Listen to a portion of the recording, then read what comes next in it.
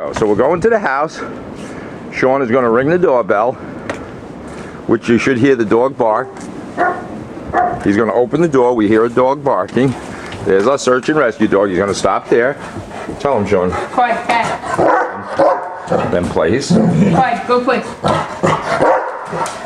Again. Quiet, place. A little louder. Quiet, place. And we don't proceed until we have our dog, and then Sean's going to turn around here. The dog went to his place. If I want him to down, I'll just tell him down. And he has to wait. He's excited. So we're going to take some ham. We don't use food reward, but we're going to experiment with something today because he's not motivated by a ball or a toy. So today we're going to use nice ham that my sister Judy provided. We obviously need water. We need equipment. You need to be dressed properly. If you go out, so everything has to be right. Your mind has to be right. The dog is anxious and waiting. We have to think all these things. Really need to relax. We have a bag for poop. We got water. We got ham. We're going to use a kennel leash for now. But we don't rush. You have to slow down and think of what we're doing. Everybody has to be in a very nice place, including the dog. He can't be frantic. Then the humans can't be frantic. So Sean is doing perfectly well by taking his time. There's no rush. If you're in a rush, you can't be doing this kind of work.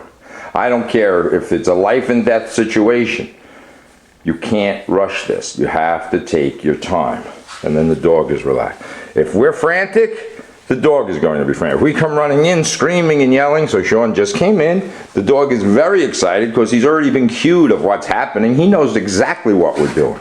Just by our movements, just by Sean's hat, just by, he knows what's happening. So he's excited, but he's in his place. And that means we can do whatever we want, and he doesn't get up.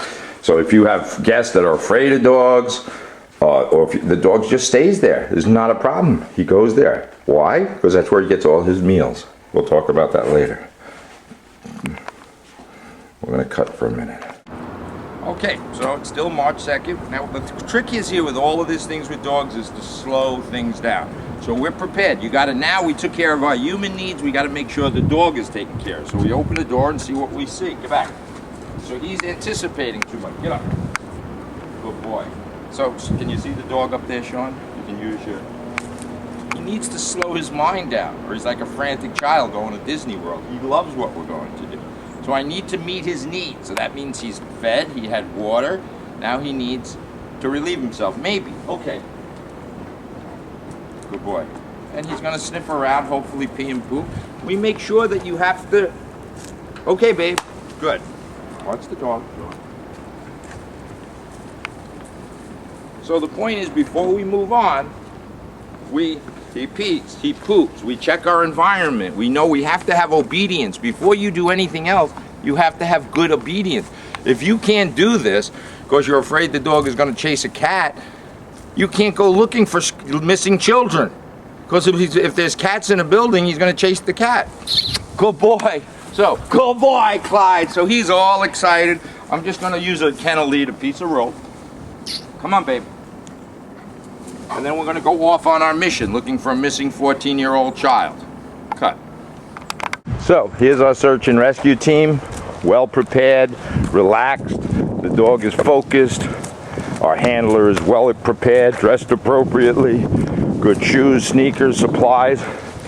And we're off. We're walking through a suburban environment, going to our urban destination, which is a factory area. He needs to be good, obedience.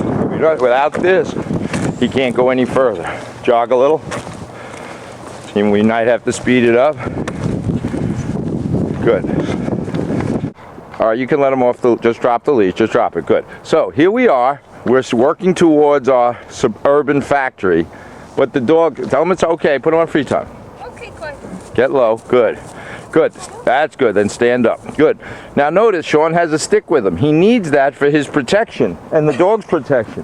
Because out here, as we move into these environments, there's very possible loose dogs. Sometimes there's actually packs of dogs in some of these places we're going. So we're going from a very rural kind of environment here to an urban environment very quickly. So you have to be prepared. So the stick is for his protection and the dog's protection, because there's nothing we can do to train a dog when loose dogs or a pack of dogs come towards us. So Sean's going to pick up the leash, and then we're going to move on. We know the dog peed. He's going to reach down. He's going to ask the dog to H-E-E-L. Correct? Good. And off you go. Good boy. So there's how you need to look. Look at how Sean's relaxed. His arms are down. The dog's focused. Here comes another human being. So we're always aware of our environment. And we watch the dog. He can't react to the other human being. Because that to me is a rabbit, whatever, a cat. And Sean did perfect. The dog did perfect. Good. Sean's relaxed. And that was a great interaction. You got to be aware of your environment always. This requires 100% focus. And Sean's doing magnificent. Okay, we're approaching our factory site. And here comes our canine team. The first thing is we've hiked 3 miles to get here. So you have to be physically capable, obviously, of doing that before we even start our search. So we're going to get to the top by our search site. We're going to give him water, give him another opportunity to pee. But if you can't come 3 miles on a path, let alone through the woods, you're at a deficit. So he's putting his equipment down. He put his dog in a down.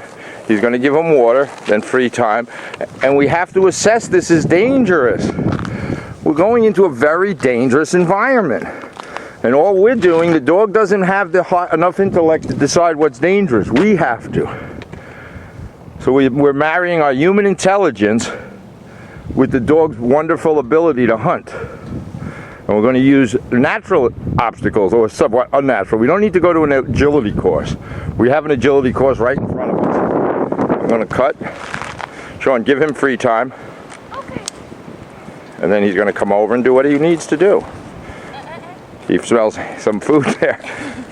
Good boy. All right, Sean, stand up, get your backpack, and let him go do some peeing and pooping. Okay, Clyde. Good boy, Clyde. Good. And I'm going to cut until we get ready. All right, we're getting ready to go into our search area. So our handler's got to get close to the entrance. We found an entrance. It's an obstacle. It's got chain link. He's going to ask the dog to SIT. He's going to ask the dog to DOWN. And then he's going to go through the obstacle first. Go ahead. For now, we're leading this. Just look, it's potentially dangerous. Then he's going to assess the environment. He's going to look around. Make sure he doesn't see. We hear noises. This is creepy. All right, now he's going to call his dog to come heel. Go ahead, Sean. Quiet. Heel. C-O-M-E.